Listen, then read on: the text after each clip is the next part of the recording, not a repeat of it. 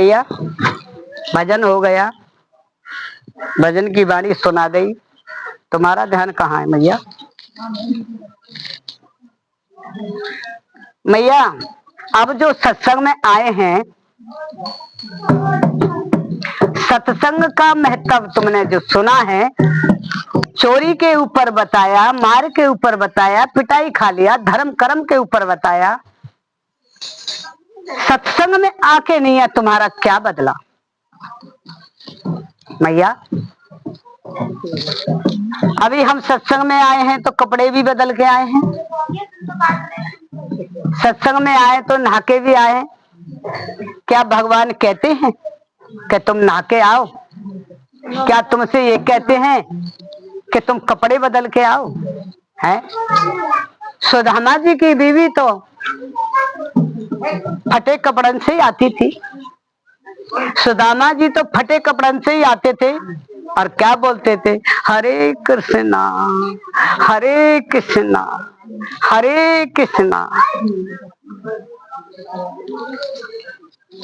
और जब भगवान कहते थे खाने के लिए, जब कहते थे खाना खाने को भी बैठ जाते थे ना, जब कृष्ण भगवान साथ में बैठ के खाना खाते थे परीक्षा लेने के लिए, तो ज्ञान क्या है?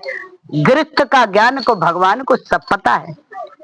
साधु आश्रम से गृहस्थ आश्रम बहुत बड़ा है।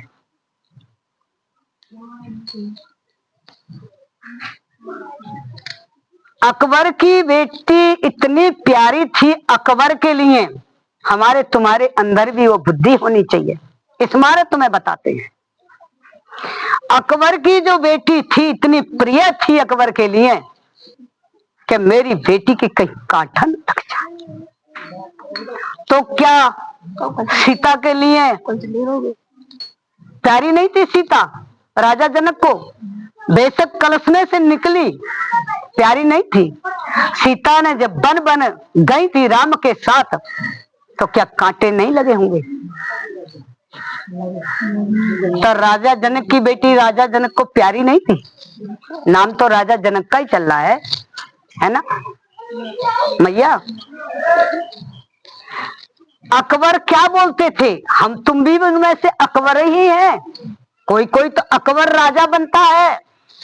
मैं अपनी बेटी के लिए हाथ जोड़ते हैं, क्षमा करना, बुरा लग जाता है बहुत जल्दी संत लोगों की बात। जिनके घर में पैसा है ना, धन ज्यादा, वो अपनी बेटियों को क्या कहते हैं? मैं बहुत मालदार आदमी हूं, अपनी बेटी को तो नौकर भी भेज दूंगा, अपनी बेटी को मैं नौकर भेज दूंगा, और देखो मेरी बेटी के लिए कभी कोई काम ना करना पड़े, और मेरी बेटी को किसी चीज की आवश्यकता ना हो। मैं अपनी बेटी के लिए इतना धन दूंगा जो मेरी बेटी को किसी चीज की आवश्यकता ना पड़े। तो क्या राजा जनक की जो बेटी थी, क्या राजा जनक नहीं थे? है भैया? अकबर ने ये बात कही कि मेरी बेटी इतनी प्रिय, अपनी बेटी के पैरों में कांटे नहीं लगने दूंगा और चमड़ा बिछा दूंगा। कितने जानवर मरेंगे, चमड़ा बिछा दूंगा ताकि मेरी बेटी के पैरों में कांटे ना लगे। ध्यान देना बहनाओ, बेटियाओ, ध्यान देना। सत्संग में बैठ के भजन करती हो तुम, ये ध्यान देना, अपने माता पिता का कभी शीश नीचे मत कर देना। बेटियां ऐसी बनो सीता की तरह, हमें होड़ करनी है तो सीता माँ की तरह। हम पैर क्यों नहीं छुपाते हैं? क्योंकि हम दास हैं, शिष्य हैं, चेला हैं, हम गुरु नहीं हैं। मालिक तो कोई और है, और हम पैर छुपा के मालिक बन जाए कि मैं गुरु हूं? नहीं। बेटी सुन रही थी बैठी बैठी कि हाँ मेरा पिता चमड़े बिछवा देगा जमीन पे, और मेरा पता नहीं मैं कहां कहां घूमूंगी, कहां कहां जाऊंगी, और पिता मेरा कितने जानवर मरवाएगा, कितने की हत्या करवाएगा मेरे लिए। बेटी की इतनी बुद्धि जागरूक थी, क्योंकि बेटी तो अच्छी जगह जाती थी, अच्छी बातें सुनती थी। भाग्य का लिखा कोई मैट नहीं सकता, भाग्य का लिखा कोई नहीं मैट सकता है। जो भाग्य में लिखा है वो है कह रहता है। और भगवान ने जो सबको भेजा है ना, एक सा भेजा है, समझने का फेर है। भगवान कभी धुमात करता है, माँ कभी धुमात करती है, एक ही दर्द से पैदा करती है, एक ही कर्म से पैदा करती है और एक ही दरवाजे से पैदा करती है। लेकिन बच्चा जब पैदा हो जाता है तो अनेक दरवाजे से निकल जाता है। बेटी ने बोला, पिताजी तुम मेरे लिए इतने जानवर मरवाओगे? जैसे शिवरी ने बोला था, पिताजी तुम मेरे लिए ऐसे जानवर मरवाओगे, जानवर की हत्या करोगे? मैं इतनी प्रिय हूं तुम्हारे लिए। पिताजी एक काम करना मेरी कहने से। बोला, हाँ बेटा बताओ कौन सा काम करूं? पिताजी तुम मेरी चमड़े की चप्पल बनवा देना, तो बस मैं जहां जाऊंगी मैं अपने चमड़े की चप्पल पैर के जाऊंगी, तो मेरे पैरों में कांटा नहीं लगेगा। कितनी विद्वान लिख रही बाकी अकबर की बेटी। अकबर राजा कैसे बने भैया? मैया बैठी हो तुम सब यहाँ, मैया, ए मैया, अकबर राजा बना कैसे? भैया बताना जरा, आपका क्या नाम है? बदलू भैया, आप बताओ कि अकबर राजा जो बना था तो कैसे बना है? अकबर राजा कहीं जा रहा था और वहां पर दान हो रहा था। अकबर राजा खड़ा हो गया और देखने लगा, यहां तो दान हो रहा है और मैं दान क्या करूं, मेरे पास तो कुछ है नहीं है। एक मेरे पास में ये रोजी रोटी है बस, जिससे मैं ये कमाता हूं, मैं इसे ही दान करे देता हूं। अकबर राजा ने, मैया बस बस बस, मैया पैर नहीं छूना।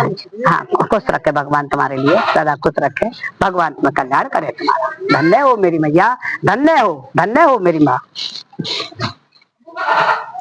अकबर राजा ने सोचा कि मेरे पास तो एक रोजी रोटी है और मैं इसी से अपना गुजारा करता हूं, और दान तो मुझे करना ही है। अब यहाँ दान हो रहा है तो मैं दान करना है। इसी मारे हम तुम लोगों को क्या सिखाते हैं? दान करो तो अकबर राजा की तरह। मैया आप सुन रहे हो? दान करो तो राजा अकबर की तरह, दिखाने वाला दान मत करना। और धर्म का काम करो तो राजा हरिश्चंद्र की तरह। राजा हरिश्चंद्र ने अपना धर्म नहीं दिखाया था। क्या वो मर गया? शरीर ही तो मरा भैया, शरीर मरा, बताए नहीं है भगवान ने कितने दिन पहले बता दिया है। कबीर दास ने भी बोल दिया है कि सम्मर नगर में जन्म लेंगे, और जन्म कौन लेगा? राजा हरिश्चंद्र की ही आत्मा होगी।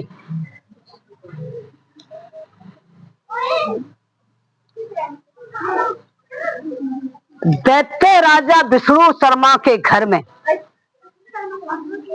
एक दैत्य राजा है, विष्णु शर्मा नाम का, उसके घर में जन्म लेंगे और राजा हरिश्चंद्र की आत्मा होगी।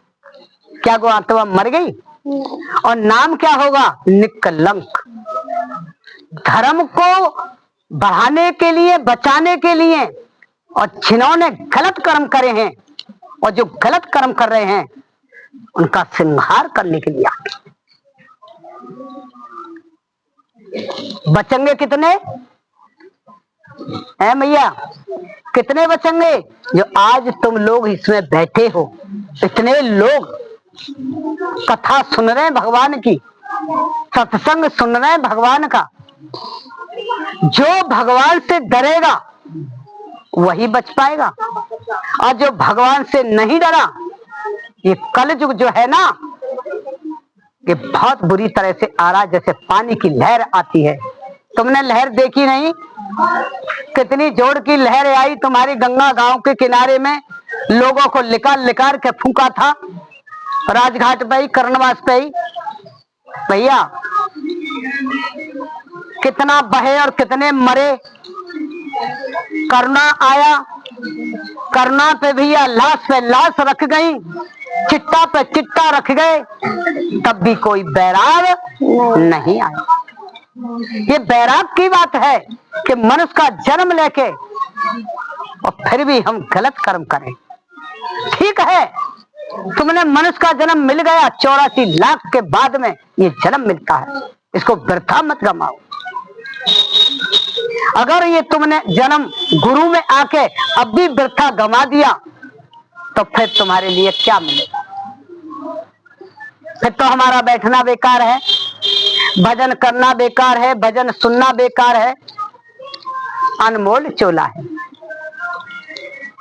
अनमोल चोला है जो हमारे ये पंडित जी कहते हैं ना, जो रहीम उत्तम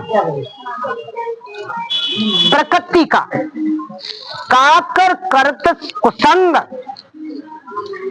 और चंदन विष व्यापत नहीं, चाहे लपटे रहे भुजंग।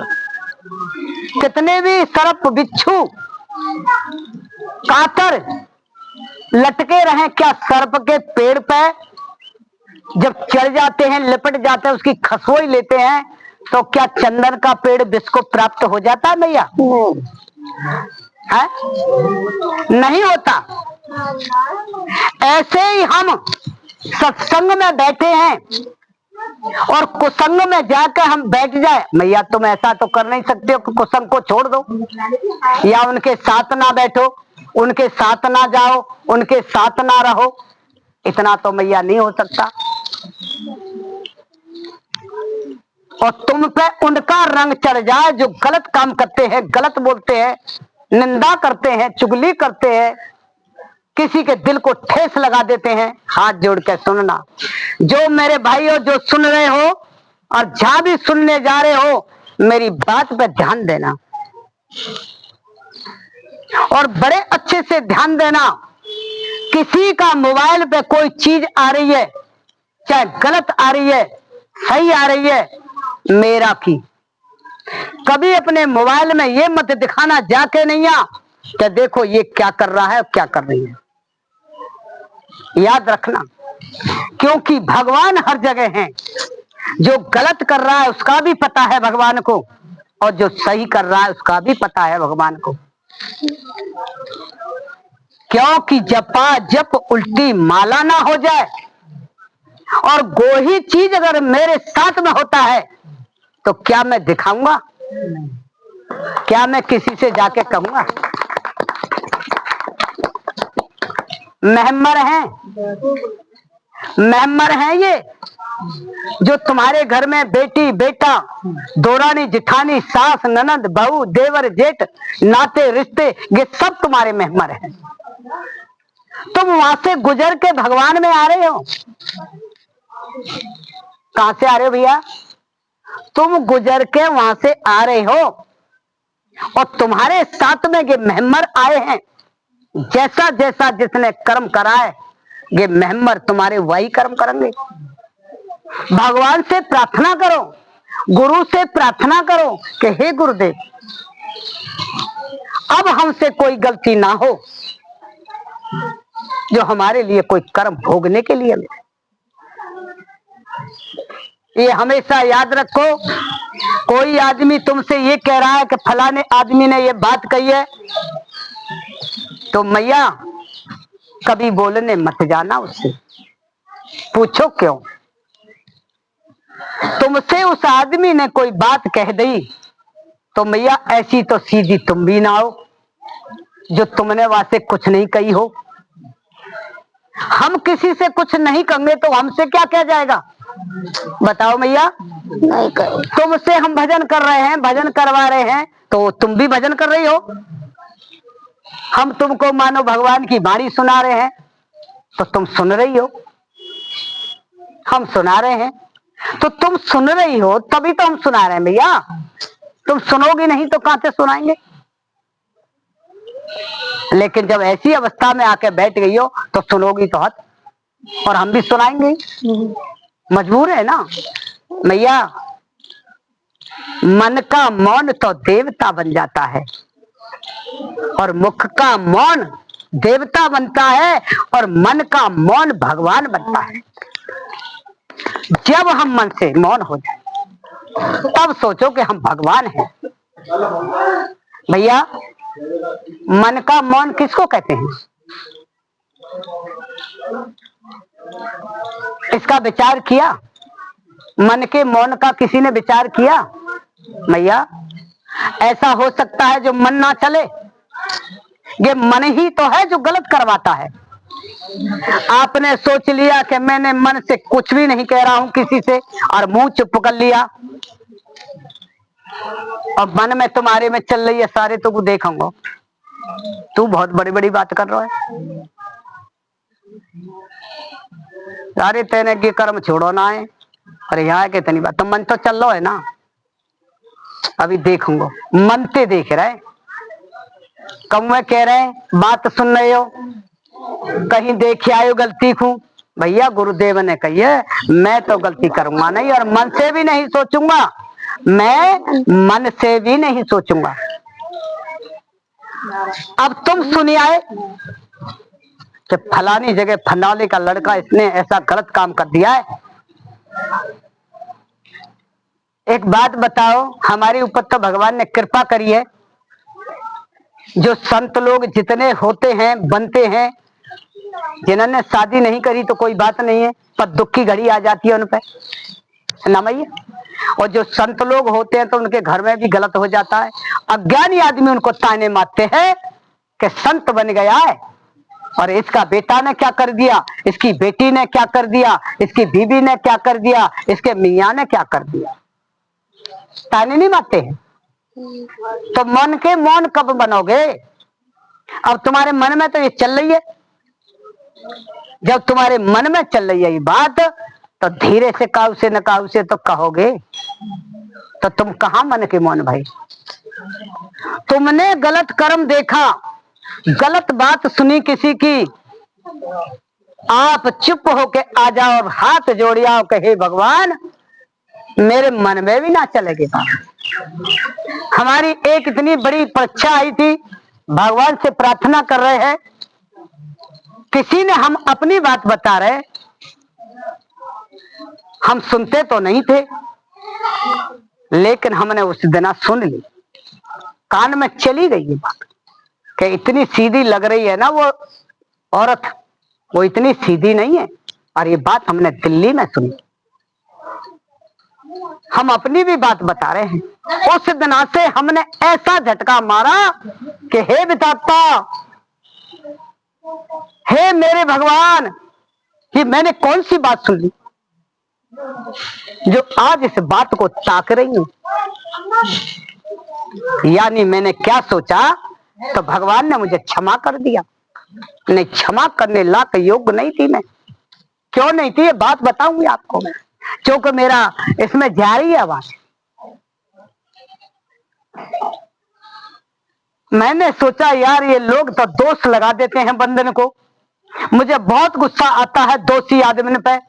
किसी की पत्नी उजली जा रही है, हाँ हाँ, लम्बा घूमट मदनी चाल के आई काऊ घरुआ बिगाड़, ऐसा बोल देती हैं लेडीज है।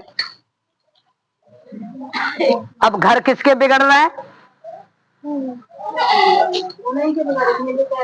उनके ही बिगड़ेंगे। मैया को ताली बजाना थोड़ा सा अनुभव हो चुका है मैया का।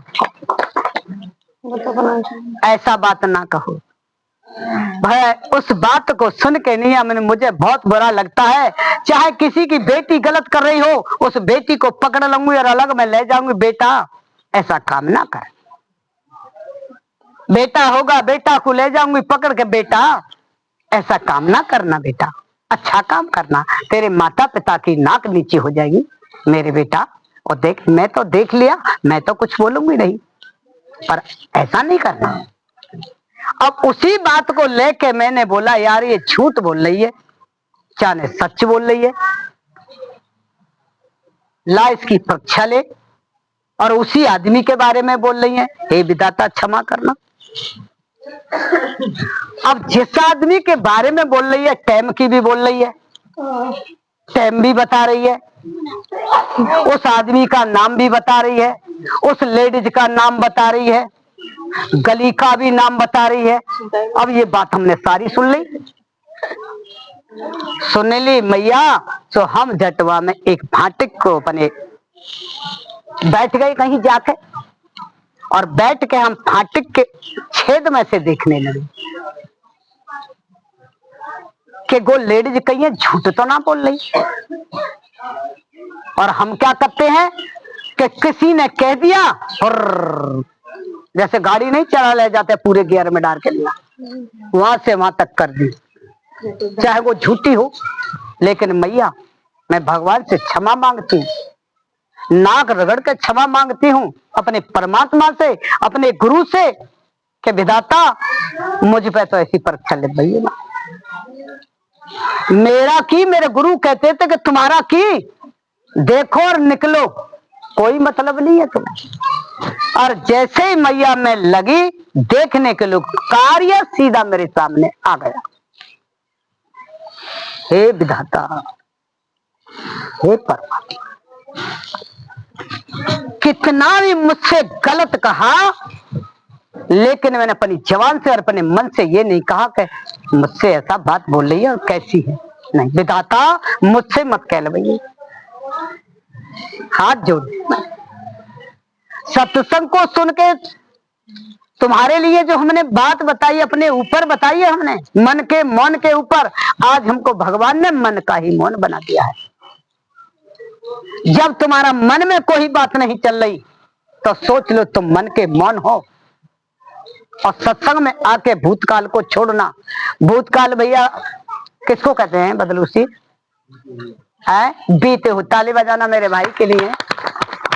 ये हमारी एक बहन है 7 नंबर गली में हमारे पास में, शायद हमारी बात को सुनेंगी तो बड़ी खुश होंगी अपने गुरु भाई के बच्चे को। तुम्हारे गुरु कौन है? हाँ रामपाल सिंह। हाँ कौन है इनके? सतपाल सिंह, सॉरी। गुरु हैं जो अज्ञानी लोग, हाँ मानव कहते हैं, मनुष्य कहते हैं। अज्ञानी लोग उनको मनुष्य कहते हैं, मानव गो हमारे गुरु हैं। अज्ञानी लोग, अज्ञानी लोग ऐसे ही बोलते हैं। और देखिए इनके भजन पे कितनी खुशी आई, भजन गाया इन्होंने। एक बार सत्संग और हुआ इधर की तरफ, मंदिर की तरफ, मैया कितना बढ़िया भजन गाया है मैया। अज्ञानी लोग तो कुछ भी कहेंगे, क्या तुम अज्ञानी हो? कोई अज्ञानी थोड़ा ही हो। तुम्हारे पास में बेटियां भी हैं, तुम्हारे पास में बहुएं भी हैं, सास ननद भी है, माँ बहन भी है, सब हैं। अपने बाएं उंगली करना, जब दूसरे की कोई निंदा करना, ना मालूम कौन सा ऐसा समय आ जाए जो हमारे ऊपर उल्टा पड़ जाए। अंदर में भी मत कहना। तुमने अंदर में भी मन में कोई बात सोच ली, ना मानो तो करके देख ला आज के बाद में। अंदर में तुमने किसी के लिए कोई बात बोली, अंदर में पूरा हो जाएगा और वो तुम्हारे सामने बात आ जाएगी। तो हमारा भजन है अंदर तक का, मन से लेके, तन से लेके, धन से लेके, जब अष्टवक्र से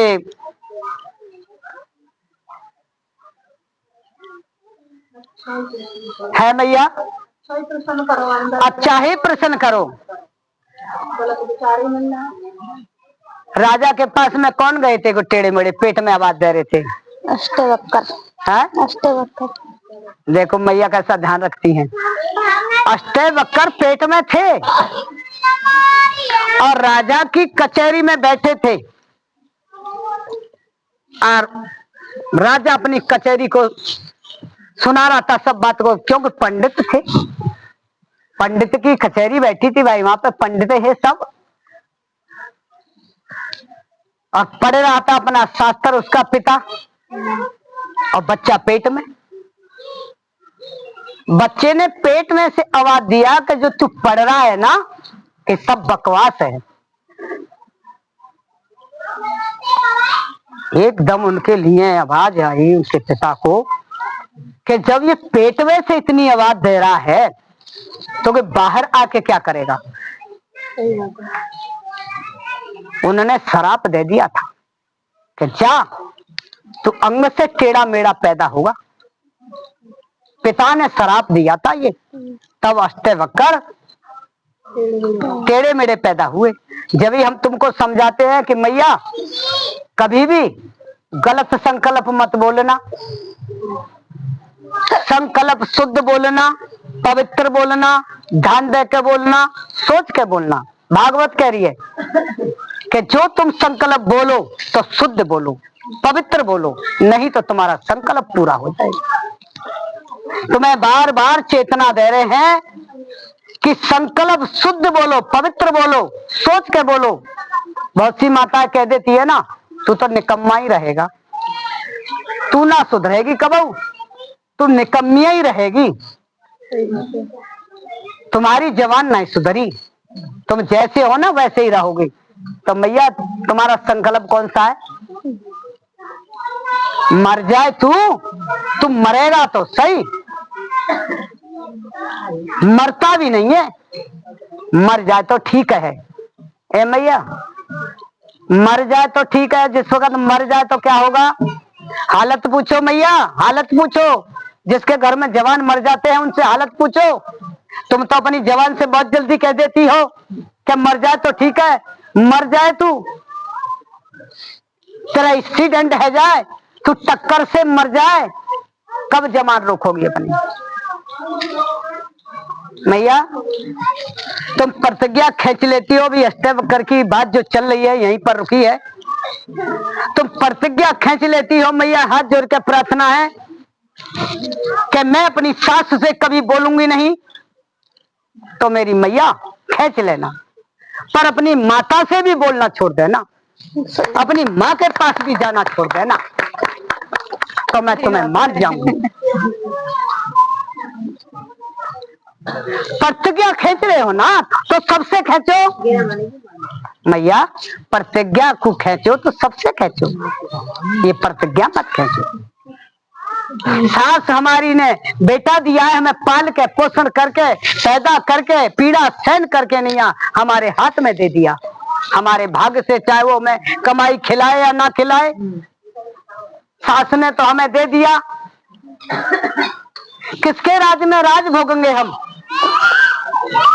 है मैया, पति के राज में लोग, जिसने हमारे लिए राजपाट दे दिया, सुहाग दे दिया, इतना अच्छा पवित्र बेटा दे दिया, तो वाके लिए हम प्रतिज्ञा खींच ले। तुम जा रहे हो एक राधा की पूजा करने को और थार लेके जा रहे हो, लो राधा तुम्हारे घर में है, देखो उसके लिए थाल ले जाके देखो कितनी आत्मा खुश हो जाएंगी। अरे ला बेटा, तुम किस बात में रहते हो, ये बात बताएंगे तुम्हारे लिए। क्यों नहीं होता है तुमसे? क्या कुछ सास ऐसी होती है, ध्यान दे के सुनना मैया, बात सुनो मैया, मैया ए बिटिया बात सुनो। कुछ सास ऐसी होती हैं, हम सच बता रहे हैं भी बात बिल्कुल, उन शासन के लिए भी बहु बड़े शहरारी होगी हाथ पैर, और बेचारी डर के मारे कोई मेरी बुराई ना कर दे, तो सास को बार बार पूछ रही होगी, बार बार सहला रही होगी, बार बार उससे बोल रही होगी, और सास का नखड़ा तो बंदरिया का जैसे